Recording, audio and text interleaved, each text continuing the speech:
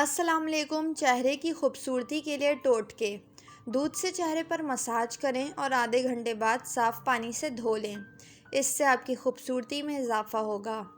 जिल्द की खूबसूरती के लिए खूब पानी पिए। पानी अंदरूनी सफाई के लिए बेहद ज़रूरी है। बलाई में चंद कतरे नींबू का रस मिलाकर लगाने से जिल्द चिकनी और मुलायम होती है। तुलसी के पत्ते और नींबू का रस बराबर मिकदार में मिलाकर लगाने से छाइयाँ और सियाह धब्बे ठीक हो जाते हैं। चने के आटे में अरंड का तेल मिलाकर चेहरे पर लगाएं और हल्के हाथ से रगड़ कर धो लें। चेहरा खूबसूरत हो जाता है। दही फेंट कर पूरे चेहरे पर लगाएं। सूख जाने के बाद हल्के हाथ से मल कर साफ़ करें और ठंडे पानी से मुंह धो लें। जिल्द चिकनी हो जाएगी।